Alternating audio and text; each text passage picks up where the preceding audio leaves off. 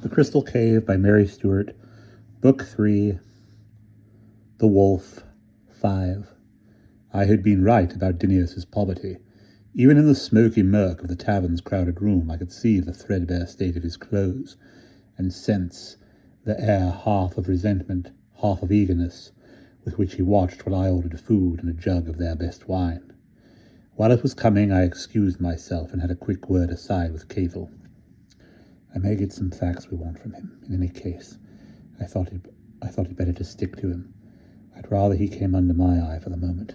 The odds are he'll be drunk enough by moonrise to be harmless, and I'll either get him bedded down safe with a girl, or if he's past it, see him home on my way to the nunnery.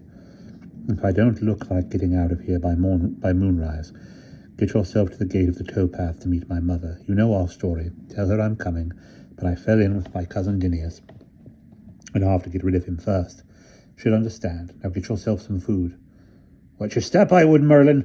Your cousin, did you say? Proper daisy he is, no mistake. He doesn't like you. I laughed. You think that's news? It's mutual. Oh well, as long as you watch it. I'll do that. Dinius's manners were still good enough to make him wait till I had dismissed Catel, and sat down to pour the wine. He had been right about the food. The pie they brought us was stuffed full of beef and oysters in a thick steaming gravy, and though the bread was made from barley meal, it was fresh. The cheese was not, and was excellent. The tavern's other wares seemed to match the food. From time to time one got a glimpse of them as a girl peered giggling through a curtained door, and some man put his cup down and hurried after her.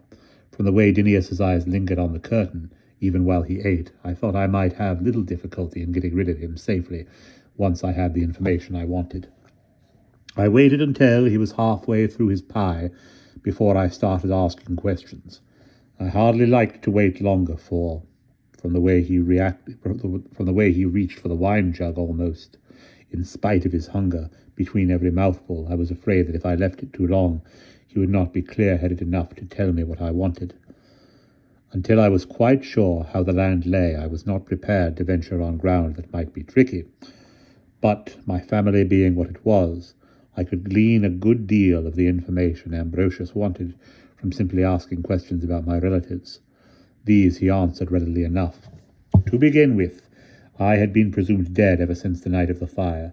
Cedric's body had been destroyed, and the whole of that side of the courtyard along with it. And when my pony had found its way home, there was no sign of me.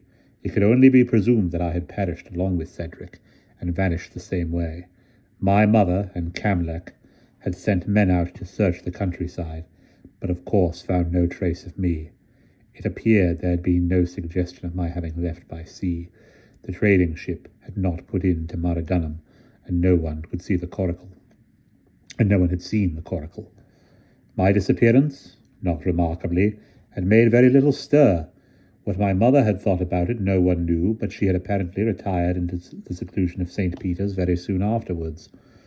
Camlech had lost no time in declaring himself king, and for form's sake offered Olwen his protection. But since his own wife had one son and was heavy with another, it was an open secret that Queen Olwen would soon be married off to some harmless and preferably distant chieftain, and so on and so on. So much of the news of the past, which was none of it news to me, or news for Ambrosius. So much for the news of the past, which was none of it news to me, or news for Ambrosius. As Dinius finished his meal and leaned back against the wall, loosening his belt, relaxed by the food and wine and warmth, I thought it time to steer near more immediate questions of the present. The tavern had filled up now, and there was plenty of noise to cover what we were saying. One or two of the girls had come out from the inner rooms, and there was a good deal of laughter and some horseplay. It was quite dark now outside, and apparently wetter than ever. Men came in shaking themselves like dogs and shouting for mulled drinks. The atmosphere was heavy with peat smoke and charcoal from the grills, and the smells of hot food and the reek of cheap oil lamps. I had no fear of recognition. Anyone would have had to lean right over our table and peer into my face to see me properly at all. "Shall I send for more meat?" I asked. Dinius shook his head, belched and grinned. No thanks. That was good. I'm in your debt. Now for your news. You've heard mine. Where have you been these past years? He reached again for the jug of wine and upended it over his empty cup. Damn thing's empty. Send for more? I hesitated. It appeared he had a poor head for wine, and I didn't want him drunk too soon. He mistook my hesitation. Come on, you surely don't grudge me another jug of wine, eh? It isn't every day a rich young relative comes back from Cornwall. What took you there, eh? And what have you been doing all this time? Come on, young Merthin. Let's hear about it, shall we? But first, the wine. Well, of course, I said, and gave the order to the potboy. But don't use my name here, if you don't mind. I'm calling myself Empress now, till I see which way the wind blows. He accepted this so readily that I realized things were even trickier in Maradunham than I had thought. It seemed it was dangerous to declare oneself at all. Most of the men in the tavern looked Welsh. There were none I recognized, which was hardly surprising considering the company I had kept 5 years ago. But there was a group near the door who, from their fair hair and beards, might have been Saxon. I supposed they were Vortigern's men. We said nothing until the potboy had dumped a fresh flask on the table in front of us. My cousin poured it, pushed his plate aside, leaned back, and looked at me inquiringly. Well, come on. Tell me about yourself. What happened the night you left? Who did you go with? You couldn't have been more than 12 or 13 when you went, surely. I fell in with a pair of traders going south, I told him. I paid my way with one of the brooches that the old king gave me. They took me with them as far as Glastonbury. Then I had a bit of luck, fell in with a merchant who was travelling into Cornwall with glass goods from the island, and he took me along. I looked down, as if avoiding his eye, and twisted the cup between my fingers. He wanted to set me up as a gentleman.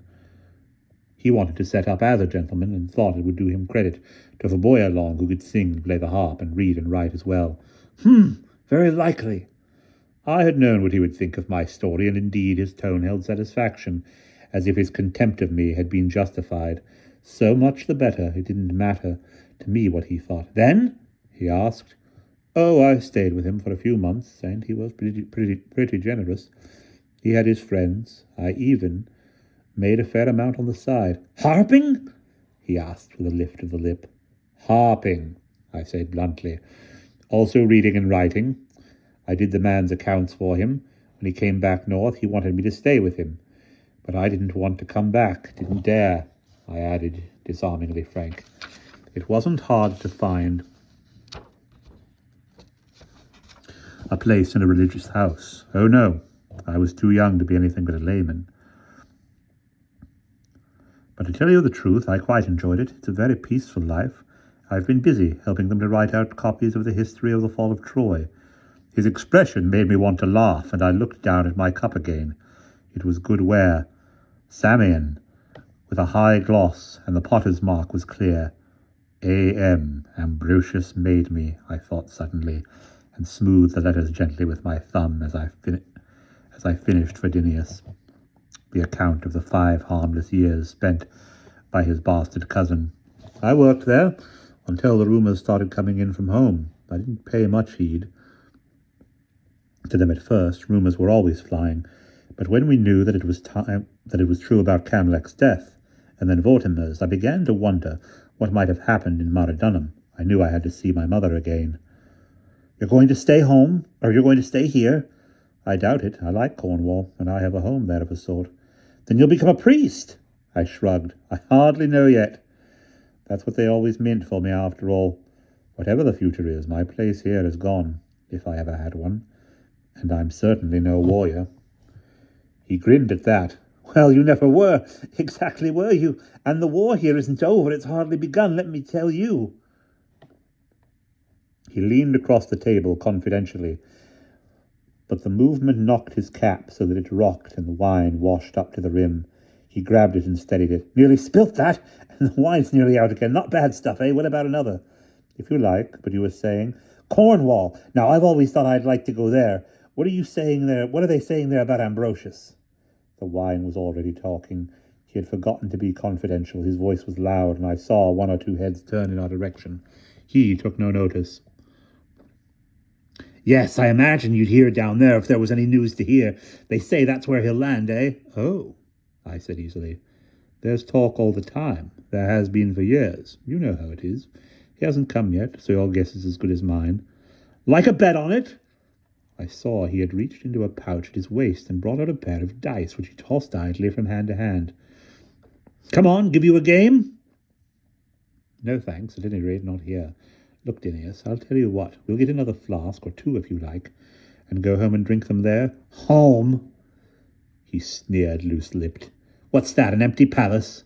He was still talking loudly, and from across the room I noticed someone watching us. Nobody I knew.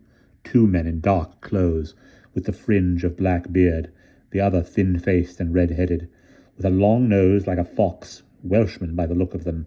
They had a flask on a stool in front of them, and cups in their hands, but the flask had been at the same level now for a good half-hour. I glanced at Dinius. I judged he had reached the stage now of being disposed either to friendly confidences or a loud quarrel. To insist on leaving now might be to provoke that quarrel, and if we were being watched, and if the crowd near the door were indeed Vortigern's men, it would be better to stay here and talk quietly than to take my cousin out into the street, and perhaps be followed. What, after all, did a mention of Ambrosius's name matter? It would be on every man's lips, and, as seemed likely, rumours had been flying thickly than usual of late, more thickly than usual of late. Everyone, Vortigern's friends and enemies alike, would be discussing them. Dinius had dropped the dice on the table and was pushing them here and there with a reasonably steady forefinger. At least they would give us an excuse for a heads-together session in our corner, and Dice might take his attention off the wine flask. I brought out a handful of small coins. Look, if you really want a game, what can you put on the table? As we played, I was conscious that Blackbeard and the foxy man were listening. The Saxons near the door seemed harmless enough. Most of them were 3 parts drunk already, and talking too loudly among themselves to pay attention to anyone else. But Blackbeard seemed to be interested. I threw the dice, 5 and 4, too good. I wanted Dinius to win something. I could hardly offer him money to get him behind the curtain with a girl. Meanwhile, to put Blackbeard off the scent, I said, not loudly but very clearly, Ambrosius, is it? Well, you know the rumours. I've heard nothing definite about him. Only the usual stories that have been going round these 10 years. Oh yes, men say he'll come to Cornwall, or Moradunham, or London, or Avonmouth. And you can take your pick, your throw. Blackbeard's attention had shifted. I leaned closer to watch Dinius's throw and lowered my voice. And if he did come now, what would happen? You'll know this better than I. Would what's left of the West rise for him, or stand loyal to Vortigern? The West would go up in flames. It's done that already, God knows. Double or quits. Flames, like the night you left. God, how I laughed. Little bastard sets the place on fire and goes. Why did you? That's mine, 5-5. Throw you again? Right. Why did I go, you mean? I told you. I was afraid of Camlac. I didn't mean that. I meant, why did you set the place on fire? Don't tell me it was an accident, because I don't believe you. It was a funeral pyre. I lit it because they killed my servant. He stared at the dice for a moment, still in his hands. You fired the king's palace for a slave? Why not? I happen to like my servant better than I liked Camlac. He gave me a slightly fuddled look and threw a 2 and a 4. I scooped back a couple of coins. Damn you, said Dinius. You've no right to win. You've enough already. All right again. Your servant indeed. You've a mighty high tone for a bastard playing at being a scribe in a priest's cell. I grinned. You're a bastard too, remember, dear cousin. Maybe, but at least I know who my father was. Keep your voice down. People are listening. All right, throw you again.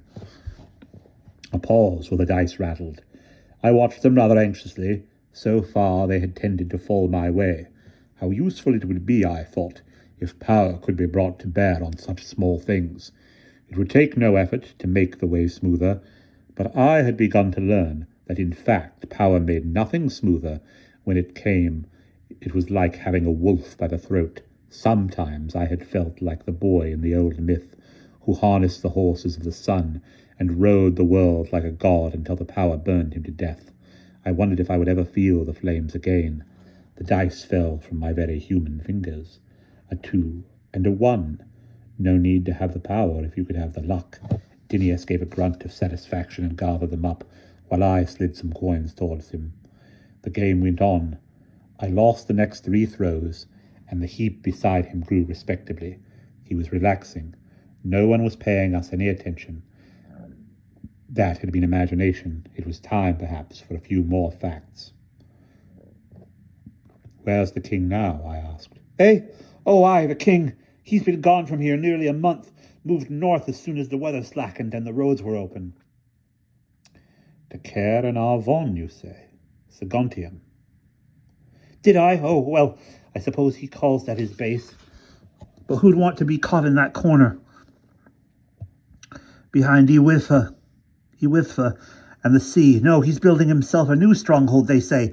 Did you say you'd get another flask?" "Here it comes. Help yourself. I've had enough." "A stronghold, you say? Where?" "What? Oh, yes, good wine this.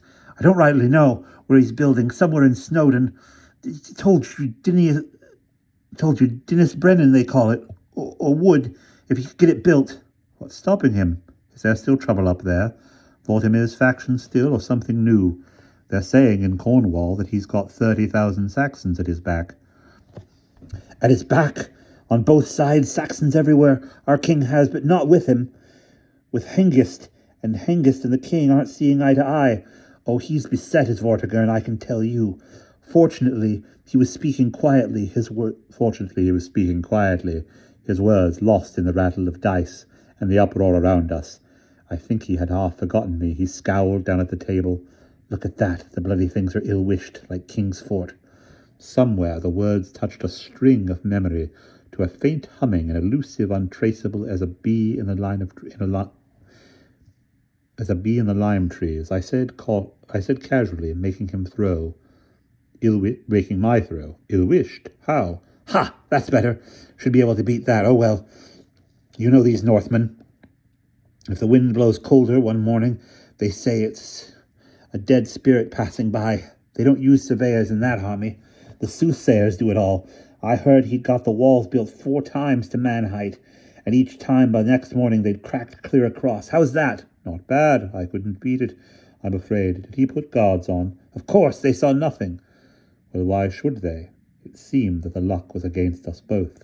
The dice were as ill-wished for Dinius as the walls for Vortigern. In spite of myself, I threw a pair of doubles.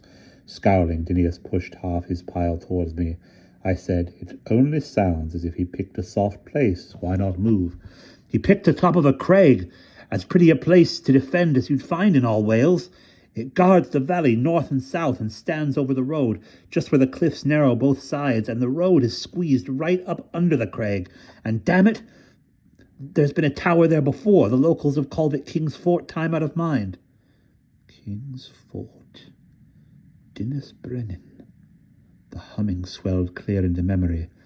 Birches, bone white, against a milk blue sky. The scream of a falcon. 2 kings walking together, and Cedric's voice saying, "Come down and I'll cut you in on a dice game." Before I even knew, I had done it. As neatly as Cedric himself. I flicked the still-turning dice with a quick finger. Dinius, upending the empty flask over his cup, never noticed. The dice settled. A 2 and a 1, I said ruefully. "You won't have much trouble beating that." He did beat it, but only just. He pulled the coins toward him with a grunt of triumph, then sprawled half across the table, his elbow in a pool of spilled wine. Even if I did manage, I thought, to let this drunken idiot win enough money off me, I would be lucky if I could get him even as far as the curtain leading to the brothel rooms. My throw again. As I shook the box, I saw Cadel in the doorway, waiting to catch my eye. It was time to be gone. I nodded, and he withdrew. As Dinius glanced to see whom I had signalled to, I threw again, and flicked a settling 6 over with my sleeve. 1 and 3. Dinius made a sound of satisfaction and reached for the box. "Tell you what," I said. "One more throw and we'll go. Win or lose, I'll buy another flask, and we'll take it with us and drink it in my lodgings. We'll be more comfortable than here. Once I got him outside, I reckon Cadel and I could deal with him." "Lodgings?" I could have given you lodgings, plenty of room there, and you needn't have set your man to look for lodgings. Got to be careful these days, you know. There, a pair of 5s. Beat that if you can, Merlin the bastard. He tipped the last of the wine down his throat, swallowed and leaned back, grinning. I'll give you the game. I pushed the coins over to him and made to stand up. I looked round for the potboy to order the promised flask. Dinius slammed his hand down on the table with a crash. The dice jumped and rattled, and a cup went over, rolled and smashed on the floor. Men stopped talking, staring. Oh, no, you don't! We'll play it out! Walk out just as the luck's turning again, would you? I'll not take that from you or anyone else. Sit down and play, my bastard cousin. Oh, for God's sake, Dinius. All right, so I'm a bastard too. All I can say is, better be the bastard of a king than a no-man's child who never had a father at all. He finished with a hiccup, and someone laughed, and I laughed too and reached for the dice. All right, we'll take them with us. I told you, win or lose, we'd take the flask home. You can finish the game there. It's time we drank one another into bed. A hand fell on my shoulder heavily. As I twisted to see who it was, someone came up to my other side and gripped my arm. I saw Dinius stare upwards, gaping. Around us, the drinkers were suddenly silent. Blackbeard tightened his grip. Quietly, young sir. We don't want to brawl, do we? Could we have a word with you outside? And that's the end of chapter 5.